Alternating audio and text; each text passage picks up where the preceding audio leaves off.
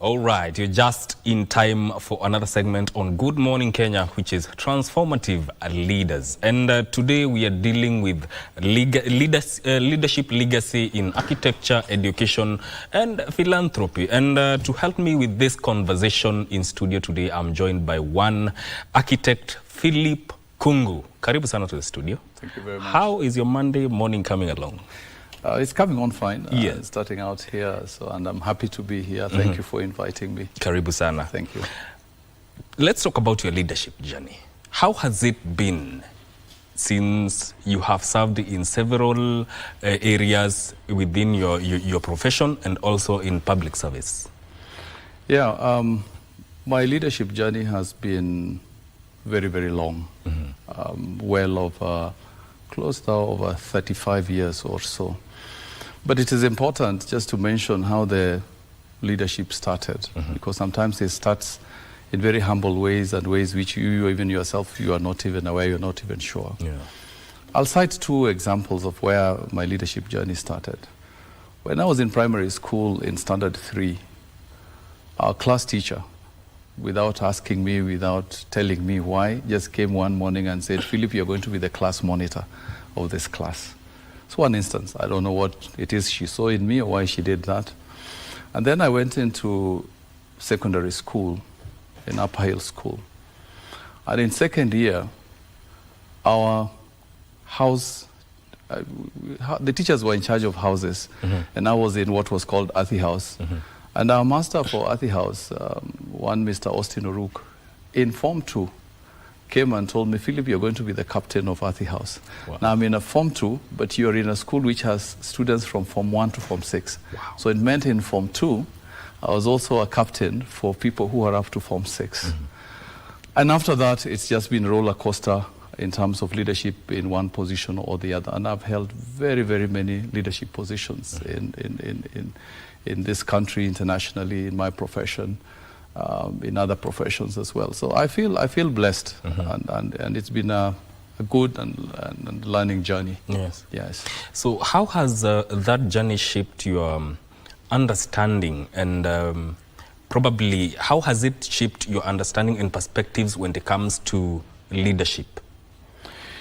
Yeah, I think one of the greatest lessons I've learned, and it's now coming together, is that leadership is about service, going beyond oneself, serving society, serving fellow human beings for the greater good. And that's what really leadership ought to be about making society better, adding value, making a difference in people's lives, at whatever level, at whatever station you are in life. That for me is about leadership, making the situation, making people better than they are. And in fact, my own personal mantra that drives me is service above self. That's what drives me in my leadership journey. Yes. Now, your career embodies legacy in architecture and aspects of philanthropy. How does that help you communicate or relate with people, especially the upcoming young leaders? Yeah, I think that we must start perhaps first with qualities of who a leader is. Yes. Because that's where it all starts. And you get these opportunities to lead. To be a leader, I think first and foremost is the issue of honesty and integrity. You must be an honest person in your life, in what you do, and you must come out as such, that you're a person whose integrity is beyond reproach. For me, that is a very fundamental underpinning of any person who wants a leadership position. I've been very lucky that in my life I was brought up by parents who, if didn't have anything else in life, valued honesty and integrity. And that's how we were taught. So that's a starting point for anybody who wants to be in leadership. Of course, there are very many other attributes to do with that. But as I said, leadership is a journey, and you also bring in the question of legacy. Of course, legacy then matters towards the end. Yes. Is that what is it that you'd like people to remember you for? And some of these are the attributes that you'd like people to remember you for. So, being honest, being compassionate about people. Now in leadership, the aspect of empathy, being in touch with people's feelings, their pains, feeling what they are also feeling is very important. And unfortunately, I think for us in this country, we look at leadership within the narrow prism of politics. And that's very unfortunate. Politics has got its role, its very important role in the development of a country.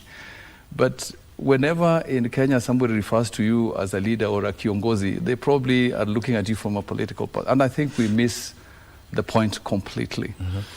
And yes, that when you've been through this legacy, this leadership, your legacy should worry you. What is it that you want people to remember you for? I would say that in my leadership journey, I know I've inspired many people in various stations I've had in the academy and the profession. There are people who give testimonies in my absence about how I've inspired them, so that they can not only be good at what they do, but they can also be better human beings. To that extent, I feel this good. And these are things that people will remember you for. And as I've always said, when people give testimony about you in your absence and they say good things, it means you are doing good things, you're a good leader. Yes. Your academic pursuits have placed you at a point where you have been you have become a thought leader, especially in your area of a profession that is architecture. Now, what do you think is how does that help you navigate the challenges that come within your profession and in essence in the area of leadership? Yeah, from my profession, let me explain so that the picture becomes more clear.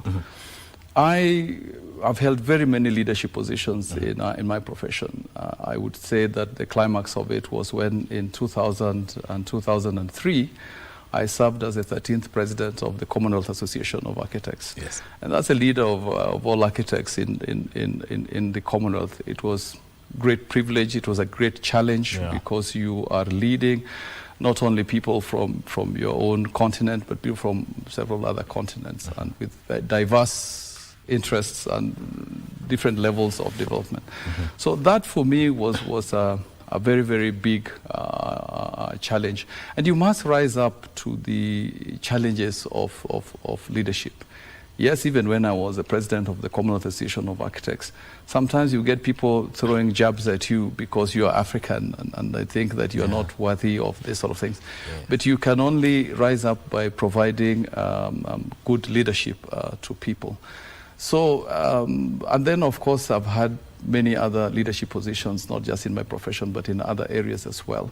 And this has built me up as a leader. I have learned what it is that is required of a leader. I've learned about the qualities that are required of a leader. So it hasn't just been about me giving that way, but I also learning and growing in that and to be a much more effective leader. And I thank God for those opportunities, because not very many people get those opportunities. Yes. Yes. When we talk about leadership, we are talking about something that even the younger generation is aspiring to become. Yes. Now, there are things that are not, I would say, non-compromisable. If, for instance, you want to be a honest leader, it must come from you. What are some of the things that the younger generation needs to look at when it comes, especially if they want to become competent and good leaders who have impact not only on the society but the country at large? I think the many facets of it. One, of course, has to do with your upbringing. How you are brought up at home, in school. What are the core values that are driving your family as they shape you up to be a person in life? What are the core values of your schools? These are things that are taught and inculcated into you so that you can know, for example, what is good and what is bad, what is right and what is wrong. Yes. So those things start from a very early age. Granted, not everybody has that advantage of having that kind of background, but it is important that they start from a very early age. And as you grow up, obviously you interact with society and you get these opportunities also to provide leadership. The most important thing, I think, is that those who've come before you must be good role models so that you look up to them and say, I one day want to be like Philip Kungu. What is Philip Kungu? What does he stand for? What are his core values? What does he believe in? How does he do his things? So you need that role modeling to be done at that level so that they have good examples to borrow from.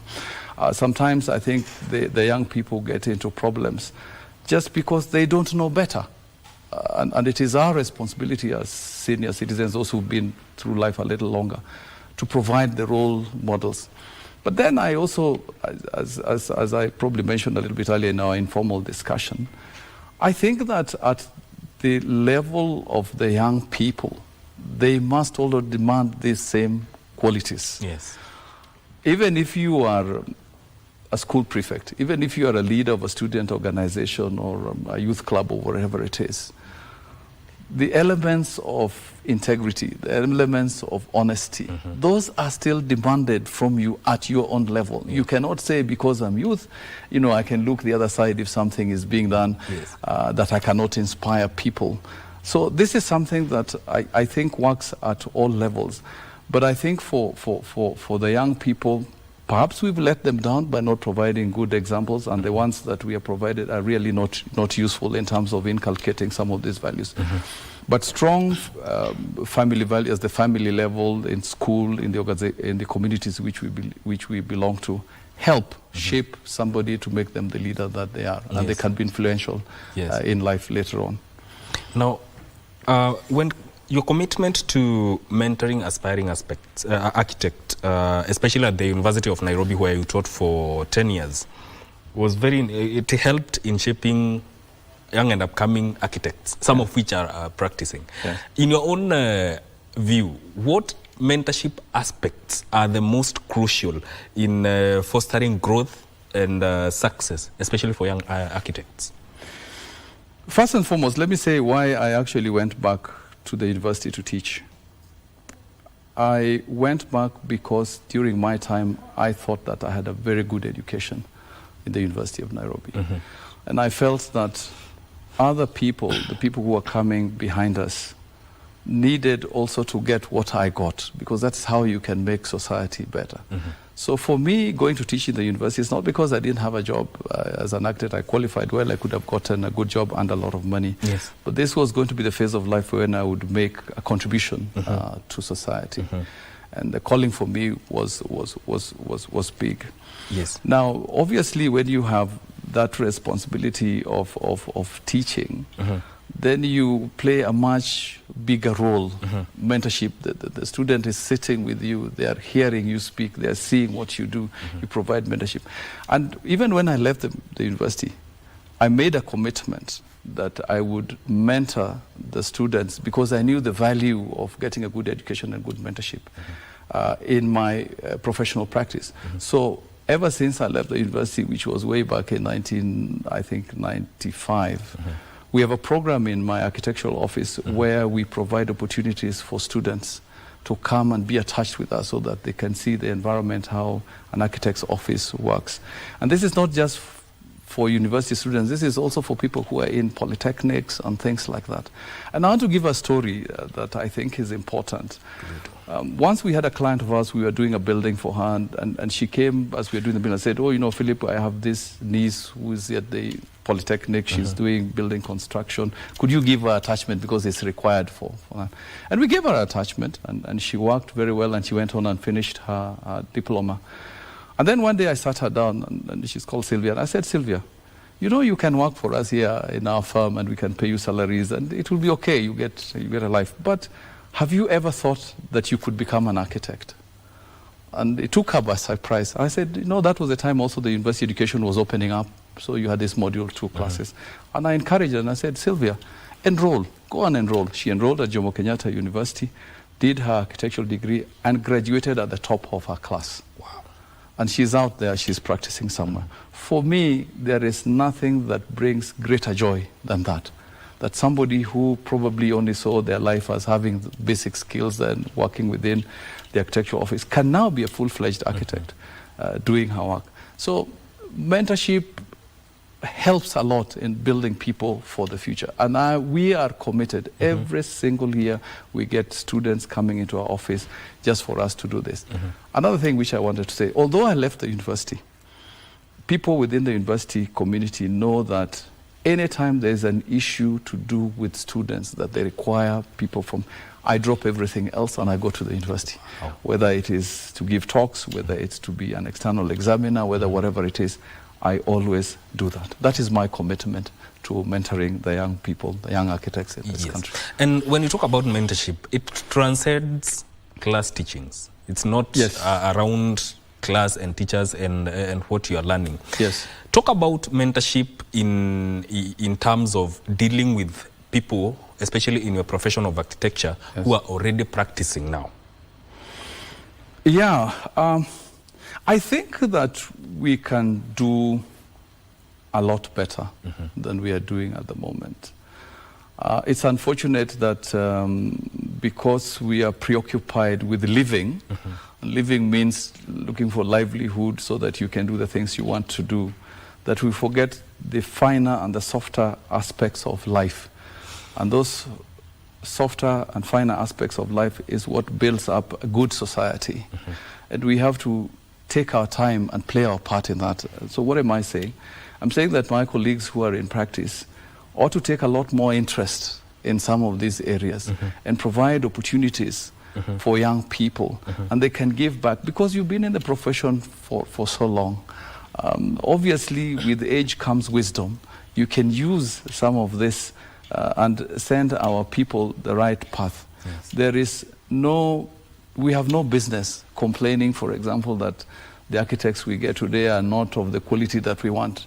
But you have a moral obligation to make sure you raise their level, provide them with opportunities such as we are doing, so that they can learn from you. And quite often, the lessons we learn in life are far much deeper and much more profound than the lessons we learn in books. So that is our role for my colleagues who are there, and I want them to take up this challenge. And I know there are very many of them who are doing a good job by providing these opportunities, but it's something I wish a lot more of us who are doing. From the way you are talking, you are very passionate about providing the right path, especially in terms of leadership. What motivates you to do that? It is true, and it's interesting you've picked this. I am very, very passionate about leadership in its broadest sense, because in leadership you have an opportunity to influence things, you have an opportunity to influence life, you have an opportunity to influence people so that we can get a better society. And I have been blessed to have been in very many leadership positions throughout my life. And I know the value of good leadership. In fact, a lot of societies fail because of, and organizations fail because of lack of good leadership. Indeed, the late President Mandela said that the tragedy of Africa is the tragedy of poor or lack of leadership. So everything starts and falls with the leadership. And if we don't provide the good leadership in society, we can't expect to get better society than what it is now. So we have to be passionate about these things. We have to be passionate about honesty and integrity. We have to be passionate about inspiring others. We must be passionate about what we do and how we do these things, so that when people look at you, they say, I want to be like Philip. I want to do the things that Philip is doing. We have to be accountable. Leadership calls for accountability. And accountability is the most difficult thing for a lot of us in Kenyans. We want things, but we don't want to be responsible for how we handle those things, whether it's power, things like that. We need to have some element of empathy, feel for other people. Days are gone when you'd come and say, I'm the leader and this is how we are going to run this organization, this is how we're going to do. If somebody within your organization is not happy, you have to find out what it is. If they have a pain somewhere, you've got to find out so that they know that you have a duty of care for them. And in that way, we build better society. If it's businesses, we build better, more thriving, with higher productivity and this sort of thing. So everything falls and it starts and falls with the leadership. Yes. In emphasizing on the pursuits of the greater good and spiritual grounding and fostering meaningful connections. How have these aspects shaped your perspective on leadership? I'm glad you've asked that question, because in many ways it relates, or it has shaped to the way I look at things now. And I'll give you a little story. I'm Christian. And there was a time a friend of mine invited me to what is called Bible Study Fellowship, BSF.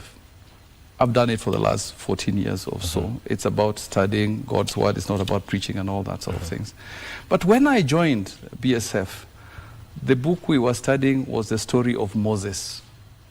And the story of Moses is about leadership.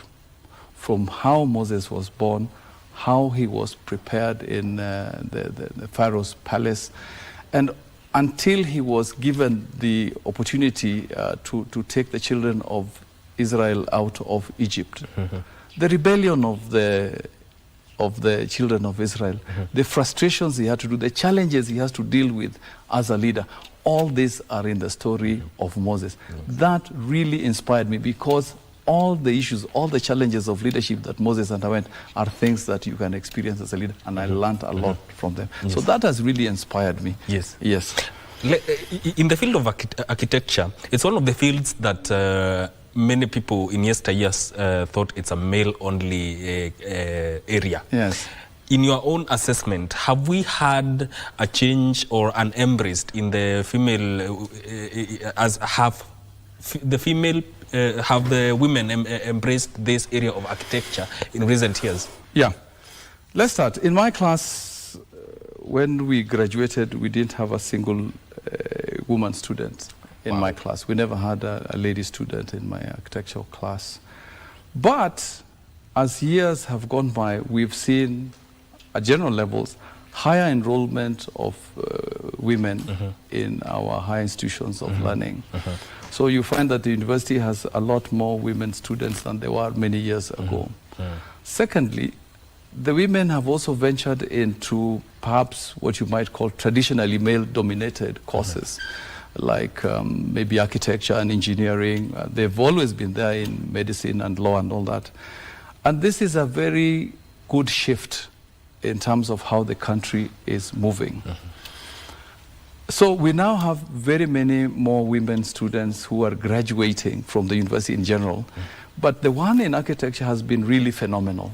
I've had the opportunity to serve at the University of Nairobi as an external examiner. And what I have seen is, one, a significant rise in the number of women students. And in terms of performance, the top students, and I say this without fear of contradiction, that in the top students, the ones who get first classes, say for example, if you have 10 first classes, I can tell you 5, 6, or 7 of them have been women. Wow. And it is by right, by merit. It's not a favor that is being done to them, because we examine them to the highest standards possible. So this is a good thing and should be encouraged. And I think if this is to be embraced at all levels, then the position of women and in leadership follows. Secondly, the Architectural Association of Kenya, in which I'm a fellow member, the last 4 or so presidents have been women presidents of the Architectural Association of Kenya. That would never have happened during my time. And it's a welcome thing. They're women, they're young, they're driving the association, and we are very proud of them. Yes. Your parting shot. My parting shot. What can I say? I think their leadership is a calling that requires you to go above yourself. It requires you to go into areas that probably you have not gone before. And in leadership, there are 3 components that you need. I think you need the leadership in the leader. So the personality of the leader is important. You need a team to work with you, because you can't be a leader if you don't have a team. Yes. And then you need to have a good plan. Yes. And one, you can sum it up by saying, perhaps leadership is also about looking at where you are now, where you want to go, if you're a leader, where you want to take people, how you will get the people there, and how you know that you will have arrived when you get there. So those are 3 important questions about the leader, the team, and the plan. Can I just have 2 two quotes, if you don't mind, to sum it up. Quickly. Two important things. Yes. One is a quotation from Mahatma Gandhi. Yes. Mahatma Gandhi said that be the change you wish to see in the world. And finally, my parting shot, this is my favorite, from the late Steve Jobs of the Apple computers fame. Stay hungry, stay foolish, then you will become. Wow. Wow. Asante sana Bwana Philip. Thank you very much for gracing our show. Thank you for this We opportunity. have been talking to architect Philip Kungu on this segment of transformative leadership. I have been your host, Mike Migwi. Good Morning Kenya takes a short break, and Vivian will be right back to take you in the next segment. Good morning.